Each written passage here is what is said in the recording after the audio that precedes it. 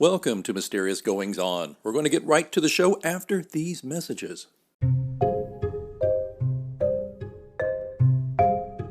This is E.J. Findorf, author of Blood Parish, and you're listening to The Mysterious Goings On.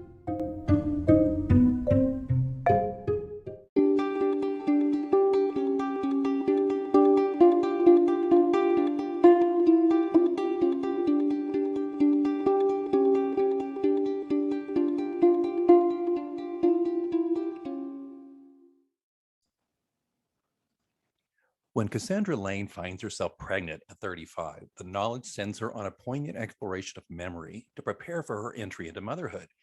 She moves between the 20th century rural South and present-day Los Angeles, reimagining the intimate life of her great-grandparents, Mary Magdalene Magee and Burt Bridges, and Burt's lynching at the hands of vengeful white men in his southern town. Her book, We Are Bridges, turns to creative nonfiction to reclaim a family history from violent erasure, so that a mother can gift her child with an ancestral blueprint for their future. Haunting and poetic, this debut traces the strange fruit born from the roots of personal loss in one Black family and considers how to take back one's American story. We are very honored to welcome Cassandra Lane to the show to talk about her book. She is a writer and editor based in LA. She is winner of the Louise Merriweather First Book Prize and author of We Are Bridges, as I just told you, which NPR calls a stunning contribution to what must become our collective memory. She received her MFA from Antioch University, LA. Her stories have appeared in the New York Times' Conception series, the Times-Picayune, the Atlanta Journal-Constitution, and elsewhere. She's editor-in-chief of LA Parent Magazine. And most importantly of all, she's a guest right here on Mysterious Goings On. Cassandra Lane, welcome to the show. Thank you so much, Alex. I'm excited to be here. Thanks for having me. I am so excited. I want to tell you something about me real quick, okay? And it's not what I said offline about just coming back from the gym and needing a shower. Okay. as we are here talking about this, I'm from Oklahoma originally. I don't live there now. And of course, there has been renewed interest about the Tulsa riots and what happened there, what amounted to almost complete erasure of this thriving, wonderful community. And I wanted to say this to you because not only is that timely, but as someone who grew up in Oklahoma, I never learned about it in school. It's amazing. It was erased from memory. It was despicable. When I became one of my first jobs, I was a beat reporter for the Tulsa World. I moved up to Tulsa. That's the first time I heard about it in passing. That was it. Very much in passing. Unacceptable. It is unacceptable. And that's that I bring that up because I want to ask you about erasure.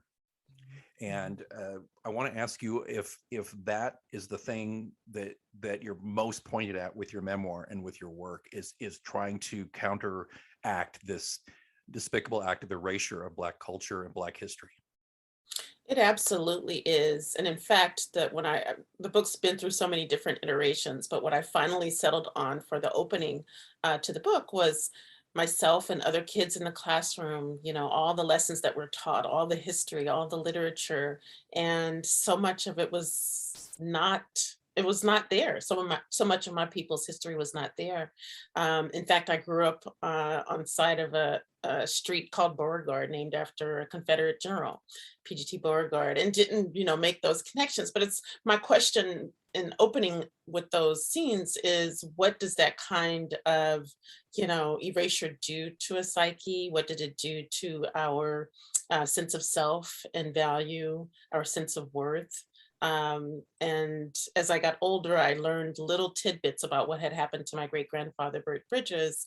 But it wasn't until I was 30, had left Louisiana for the first time in terms of living away, that I became obsessed with the story. And there just wasn't much there in terms of paperwork and research. So I wanted to write about that gap, those erasures, and what that does to a person's psyche. You do Absolutely. say in your work, you say the more folks bury a thing, the more they sweep it under a rug, the bigger it becomes, the filthier it becomes, the more it demands to be raised. Yes. Yes, I do believe that. Um, and it was, it was a metaphor my grandmother talked about. She was such a cleaner. She, tried to instill that in us as girls, and we resisted it. But her point was, you can sweep and sweep the crumbs under the rug, but I can come and pull this rug up and find them. And so she was physically doing that in that scene, and of course that is also a metaphor in my philosophy to life as well. Yeah, it's. Let me ask you before, as I mentioned in the introduction, the germ of this, or the beginning of this, the kernel was when you were with child, and you had made a determination that I'm going to make sure that I gift my child with as much of our family history and as much of our cultural history as possible. Is that right? Yes, absolutely. The good, the bad, the ugly, in terms of what had been done to the family, what the family had done, to itself.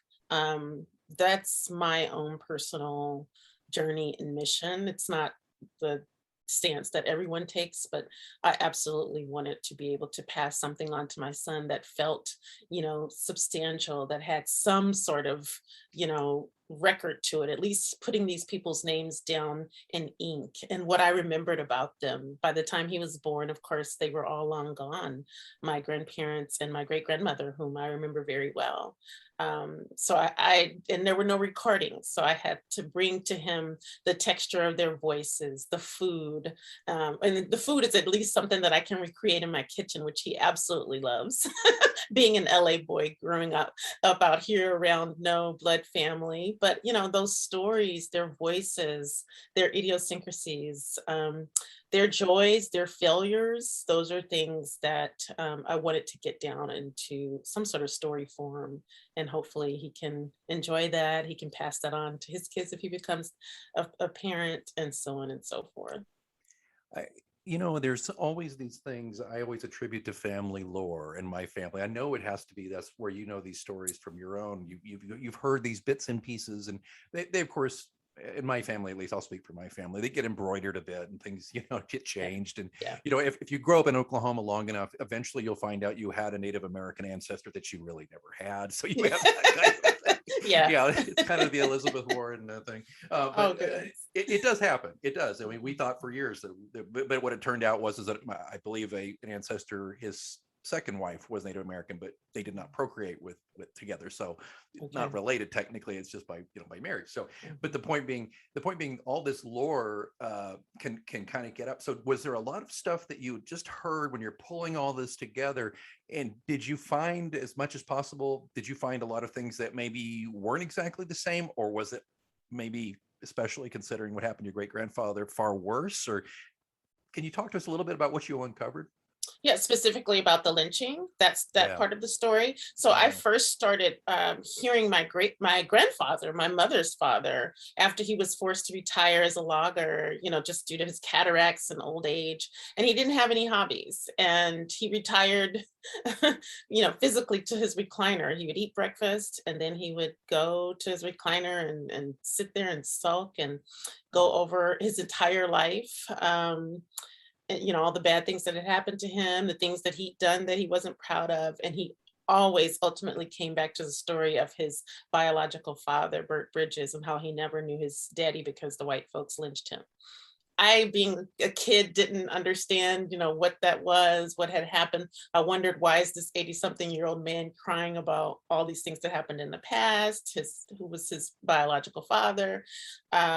His stepfather, was abusive, and so he would cry about that. So those were the first seeds that I got as a kid, just hearing my grandpa. And the other adults in the family didn't, explain it. They just kind of ignored him. So though, in reflecting back on that experience, I did later, as a college student, ask my mom, who was Papa's real daddy? And I think that was because I started listening to Billie Holiday. That's where I was first introduced to Billie Holiday's work. My family's very religious. They played all gospel in the home. So there was no blues, no rhythm. none of that in the home, played in the home. So I didn't hear Billie Holiday sing Strange Fruit until I was a sophomore in college. And I was haunted by that song. I played it over and over, much to my roommate's dismay.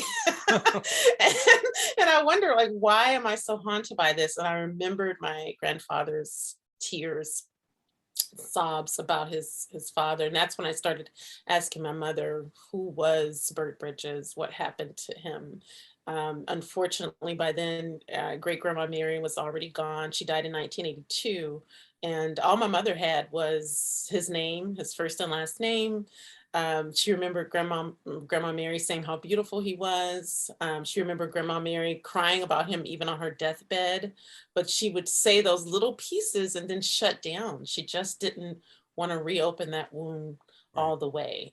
She would just talk about how proud he was and how the white people didn't like it.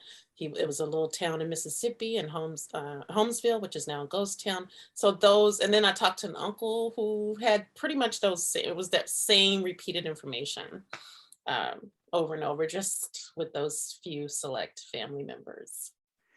I am so moved. I obviously didn't know this person, but he was in his 80s and he was still not just misty-eyed, but sobbing about sobbing. Yeah. And my grandmother would just start singing some old hymn just to try to lift the mood in the house.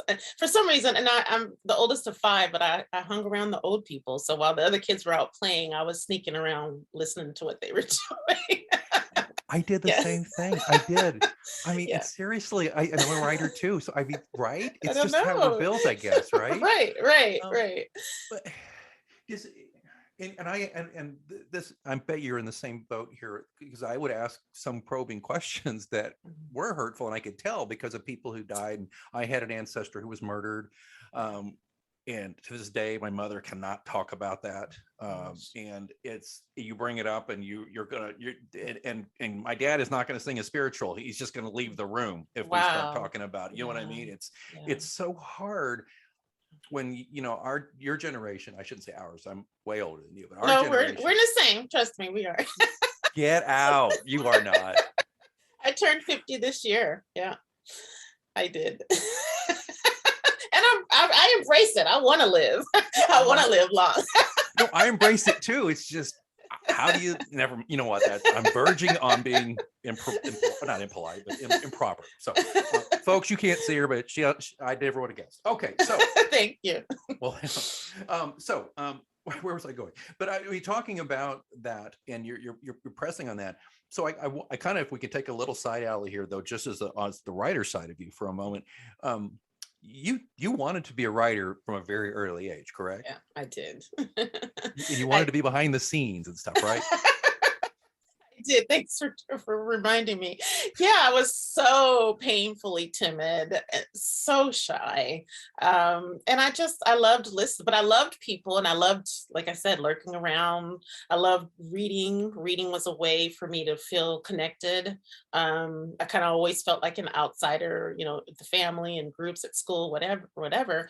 And I would see my mom after her very stressful job and after her divorce. She would just shut up in her room and read her romance novels. And I loved, even when I was much younger, just watch just a picture of her being able to relax, being taken away into these other worlds through these other characters. And I think that's what first drew me to reading, embracing reading as this love, because I wanted to, that's just something you do with your parents do. So first I would sneak and read her romance novels from a very inappropriate age. Were they the bodice rippers? Well, they were a little bit more subtle than those. And they were the silhouettes and the Harlequin romance. Yeah, so more story, yeah.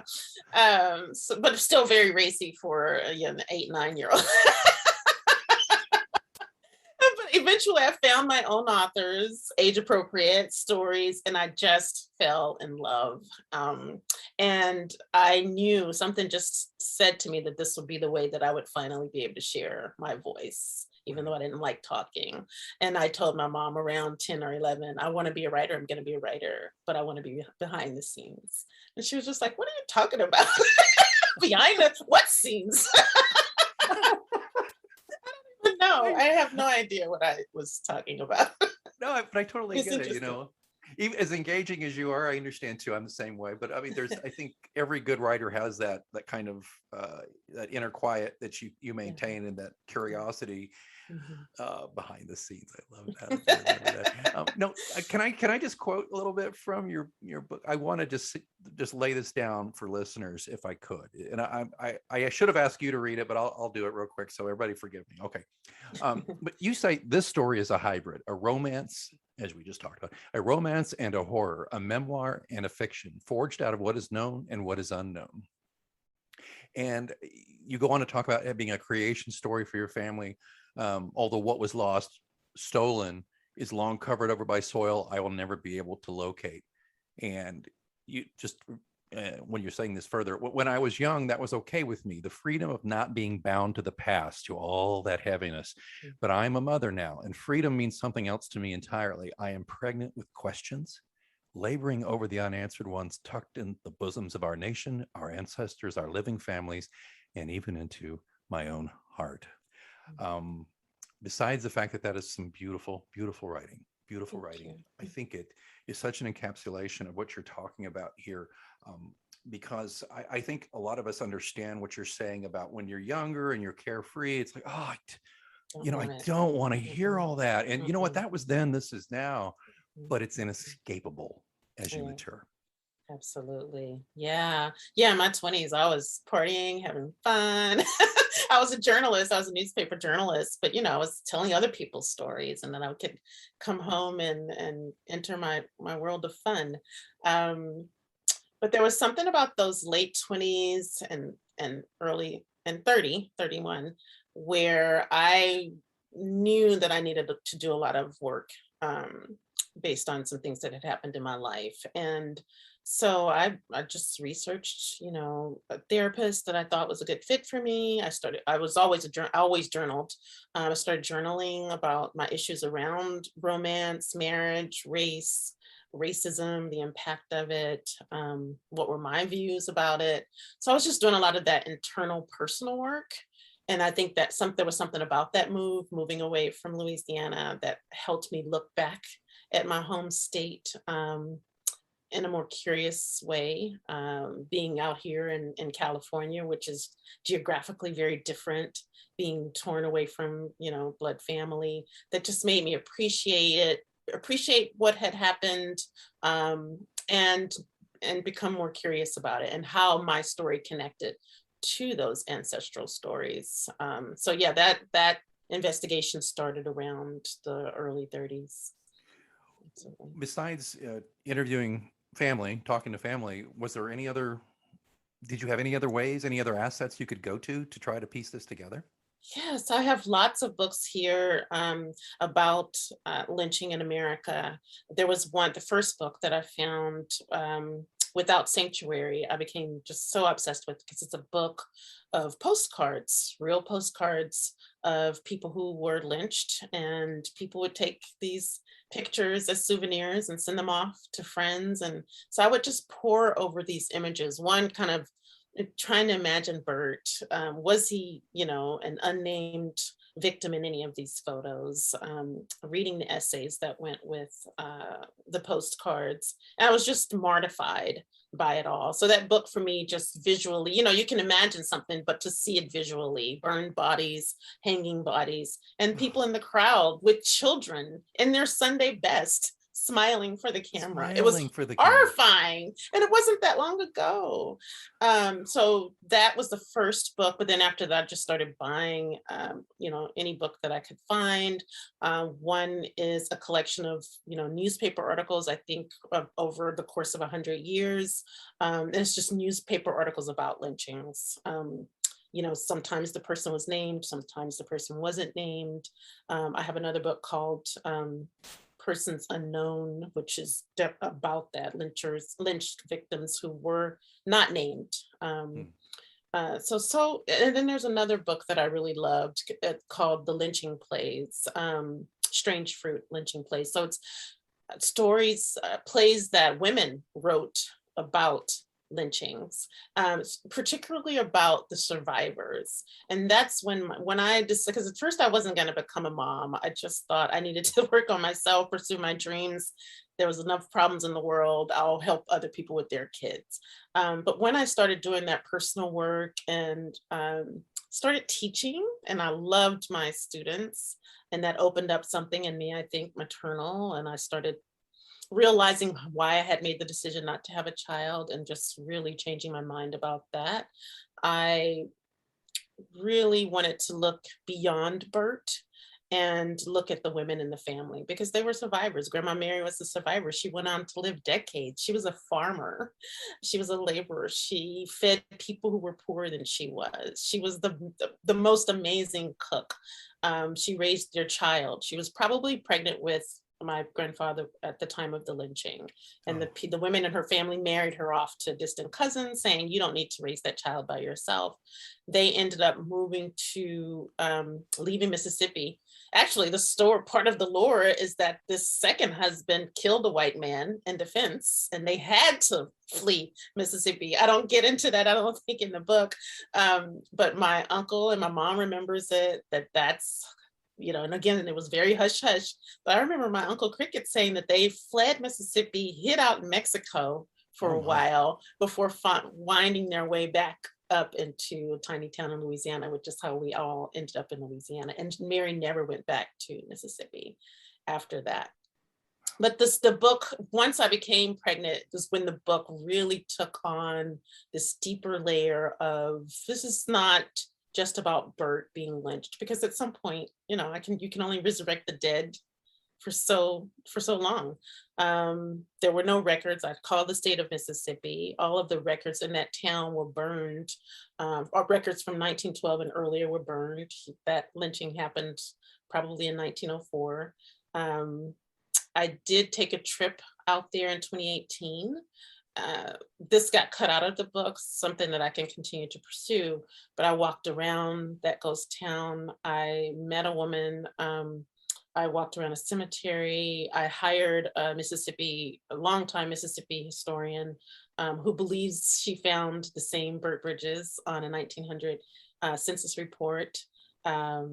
So I have, I see his name. It's barely legible, but I see a father's name, a mother's name. So there's more outside the scope of the book that I have found out and will continue to pursue. But becoming a mother definitely helped me look at it in a larger way by looking at what survived and how does a person survive and what kind of life did Mary create, after Burt was so tragically taken from her. Barely legible. If you think about that, look how very tenuous his memory was, that it fell to you, his great-great-granddaughter, to bring him his memory back. Right. You see what I'm saying? Right. And those little powders, that little powder. And great granddaughter. Or great. Oh no, great. I'm his great granddaughter. Got tripped up myself there for a minute. Yeah. That's a huge thing. That's a huge thing. Yeah. I wanted to ask you about your son then. Has he read the book, or does he, you know what I mean? Has he legit read the book, or have you talked enough about the book, or did he live through you writing the book so much he hasn't read it, doesn't need to read it? He actually thinks he's read it because he's been, he's 14 now. And so I've been working on it off and on over these years. So he knew that it was about, our ancestors. I've told him about his great-great-grandparents. When the book came out, there was that NPR article that you quoted, and it's pretty extensive. And my husband had picked my son up from school and said, "Hey, your mom's," he hadn't read the NPR article yet, but he gave the phone to our son and said, "Mom's in this article all about the book." And so my son read that on the way home. And, it was very revealing. There are personal parts in there that I talk about, things that he didn't know about. And he came home, he's like, "Mom, I thought the book was just about, great grandpa Burt. I didn't know you did this and you did that." I was like, "Oh, oops, damn." I didn't know you were going to read that article. And I thought you would read the book around maybe 16. In my mind, I thought, okay, those are some issues that we can deal with when he's around that age. But And I told him, I said, hey, I'm not a prude. I'm not a saint. I don't need you to think I'm a saint. These are some topics and themes that I was going to talk to you about, but we can start earlier. And we just kind of joked about it. So he's read a little piece and he's been listening more on Audible, but I'm pretty sure he hasn't finished. But he's talked to his friends about it and some family members. He's very proud. He's like my biggest cheerleader. Well, he should be. He should be. But I've got a 13-year-old daughter, and I write mostly mystery fiction, and so she definitely does not need to read that, nor is she interested. But I always tell her, look, I'll be gone one day and you'll miss me and then you'll find me in these books. So go I get love those. that. Well, she will, because I'm not that great a writer. I steal so much from who I am and my own. Well, you're a sweetheart, but I mean, you know what I mean? I mean, there's a lot of me in those books. But anyway. Yeah, that's amazing. I would be remiss if I didn't ask you, and of course, as this is being aired during the holiday season, but we may have recorded it at a time when the largest statue of Robert E. Lee was removed from its pedestal. I would like to ask you, where do you think America is? It seems to me we are making some great strides, but it seems like when we lift these monuments off these pedestals, underneath these things are some very unpleasantness.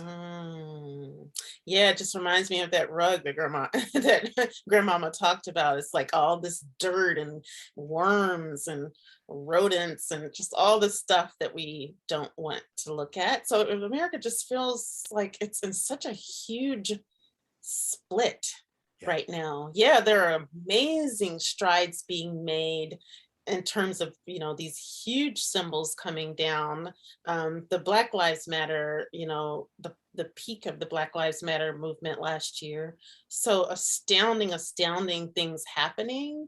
But at the same time, it feels like we've taken 10 steps back on this other side.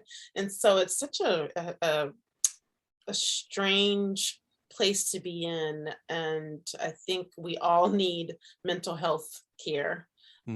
Seriously, because we're living through something that's just unprecedented. I mean, back then and during Jim Crow, that was the norm. Right. This racism, these atrocities. We went through the 80s and 90s thinking, we were post racism, some of us, in some ways. And now here we're so technologically advanced. We have so many wonderful things happening, with people of color at the heads of different companies and organizations. And yet there's still this mass Jim Crow mentality at the same time. It's mind-boggling. I think one of the worst things about, well, there's a lot of bad things about social media, but one of the worst things is that you really do get a window into people who maybe your neighbor or a colleague at work, or it seems like to me 90% of everybody I went to high school with is a total jerk. I mean, I just yeah, I went to high school in a very tiny town in Louisiana, and it feels like we're not even of the same planet. Yeah.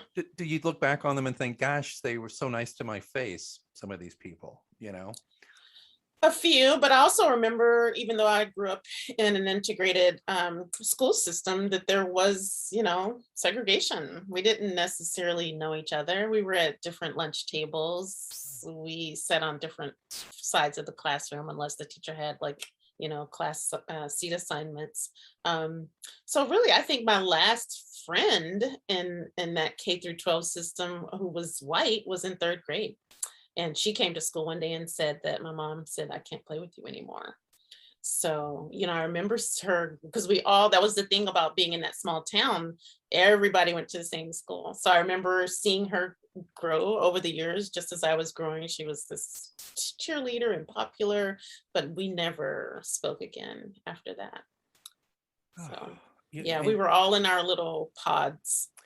And I know humans tend to stick to their pods, I guess, for want of a better term, but I just think we're all missing out on so much. Absolutely. I mean, I've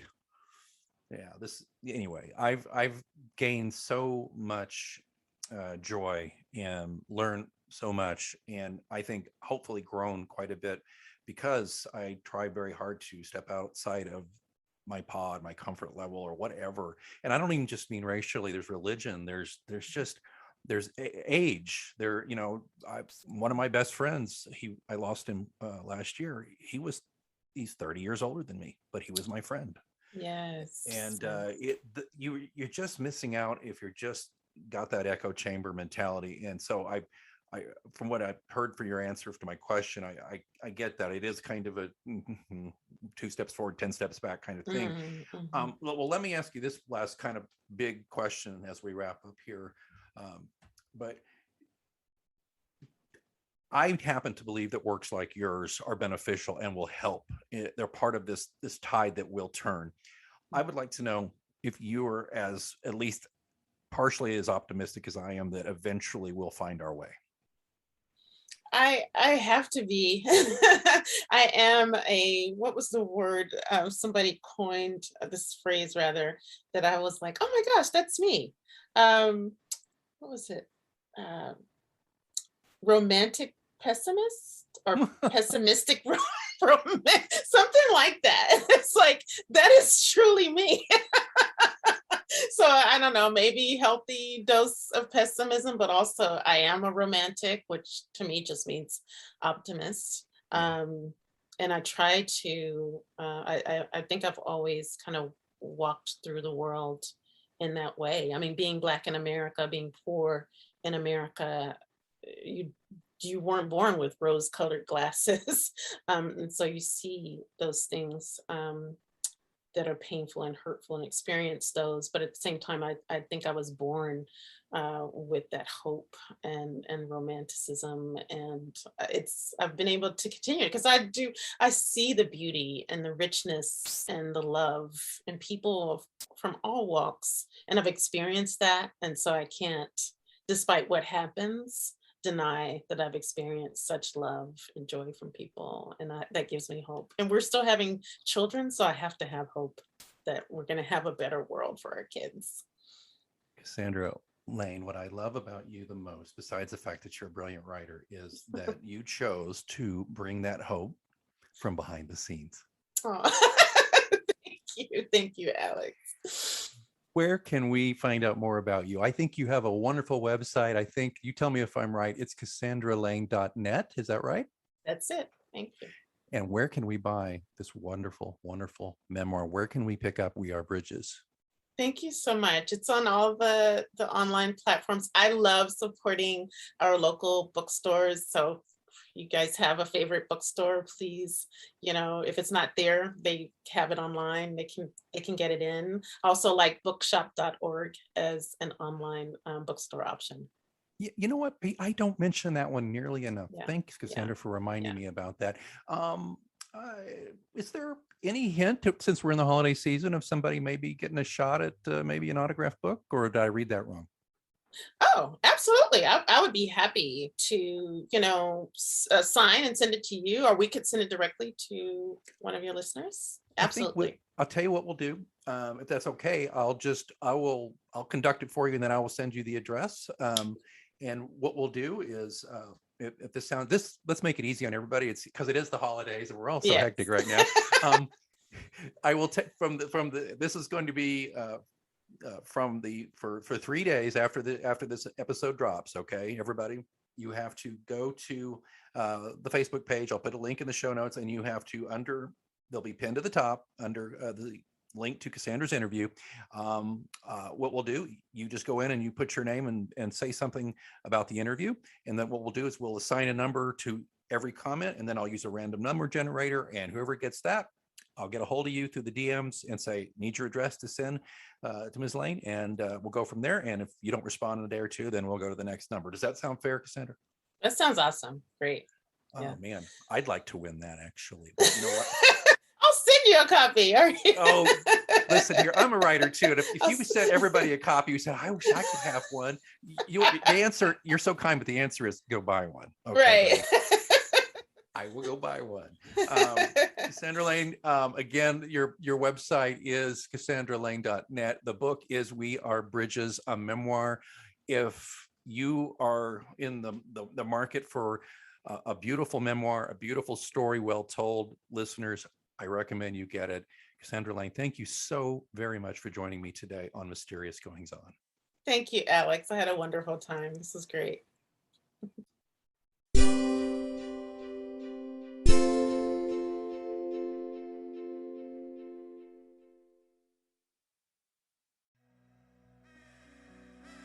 Thanks so much for listening to Mysterious Goings On. Don't forget we have a complete archive of all of our interviews, monologues, updates, live readings, dead readings. All of that stuff is available at mgopod.com. And of course, don't forget to subscribe to us so you never miss an episode. We're on Apple Podcasts, Spotify, all the usual suspects. Please join us there. Again, don't forget, mgopod.com also has links where to find me on social media and how to get in touch in case you want to be a guest here on the show. Well, I think it's time that I move on for this week, but until next time, keep reading.